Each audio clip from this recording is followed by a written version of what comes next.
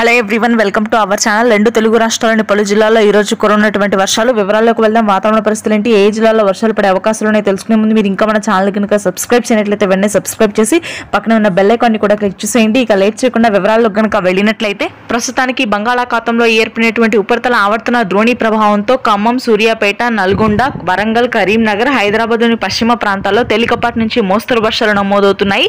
ఈ రోజు రేపు కూడా ఇదే విధంగా వర్షాలు నమోదయ్యి ఆ తర్వాత పూర్తి స్థాయిలో వర్షాలు తగ్గి చలి తీవ్రత భారీగా పెరుగుతుంది. తెలంగాణ ప్రాంతాల్లో, దక్షిణ తెలంగాణ, ఉత్తర తెలంగాణ ప్రాంతాల్లో ఎటువంటి వర్షాలు నమోదయ్యే అవకాశాలు లేవు. దాదాపుగా పొడి వాతావరణమే కొనసాగుతుంది. రానున్నటువంటి 4 రోజుల్లో ఆ తరువాత భారీ వర్షాలు కురిసే అవకాశం ఉందని వాతావరణ కేంద్రం వెల్లడించింది. ఇక ఆంధ్రప్రదేశ్ వాతావరణాన్ని గమనించినట్లయితే మధ్య కోస్తా జిల్లాలో మాత్రం అక్కడక్కడ తేలికపాటి జల్లులు నమోదు కానున్నాయి.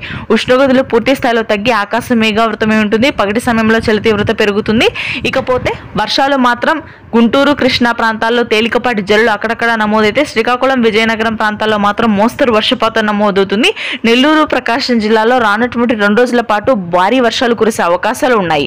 రాయలసీమ వ్యాప్తంగా కూడా పొడి వాతావరణమే కొనసాగుతుంది. ఈశాన్య ఋతుపవనాల ప్రభావం కూడా కొంతమేర తగ్గడంతో అనంతపురం మినహాయిస్తే మిగిలిన ప్రాంతాల్లో చిరుజల్లులు నమోదు కానున్నాయి. Thanks for watching.